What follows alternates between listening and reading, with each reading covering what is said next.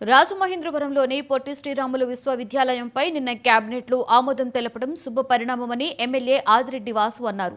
మంత్రి Lokesh, CM, deputy సీఎంలకు Adireddy ధన్యవాదాలు తెలియజేశారు. గత ప్రభుత్వం నగరాన్ని భ్రష్టు పట్టించిందని, ఇకపై రాజమండ్రిని సాంస్కృతిక నగరంగా తీర్చిదిద్దుతామని ఎమ్మెల్యే ఆదిరెడ్డి చెప్పారు. ఆంధ్ర రీజియన్ లో ఉన్న పిల్లలు నష్టపోతారు. మనం ఏదో ఒక నిర్ణయం తీసుకోవాలి. ఇక్కడ యూనివర్సిటీ ఏదైతే రాజమహేంద్రవరం, శ్రీశైలం, మరొకటి కూచిపూడి కేంద్రాల కింద మనం ఉన్నది కాబట్టి మీరు చొరవ తీసుకొని గౌరవ ఐటీ మరియు విద్యాశాఖ మంత్రి లోకేష్ గారితో మాట్లాడి కొన్ని నిర్ణయాలు తీసుకోకపోతే విద్యార్థులు అన్ని విధాలుగా నష్టపోతారు. విద్యార్థులందరూ కూడా కూటమి ప్రభుత్వం పైన ఎంతో విశ్వాసంతో మిమ్మల్ని నమ్మి గెలిపించారు.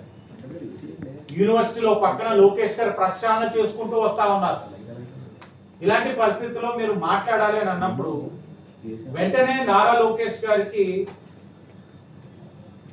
5/8/2024 అంటే తెలంగాణ వాళ్ళు 1/6/2024 నాడు నోటిఫికేషన్ ఇస్తే నేను 5/8/2024 నాడు లోకేష్ గారికి అడ్రస్ చేస్తూ ఈ యొక్క విశ్వవిద్యాలయం, తెలుగు విశ్వవిద్యాలయం యొక్క చరిత్రని అంతా కూడా పొందుపరుస్తూ ఈ చరిత్రతో పాటు ప్రస్తుతం ఎదుర్కొంటున్న సమస్యలన్నింటినీ కూడా ఇక్కడ ప్రస్తావిస్తూ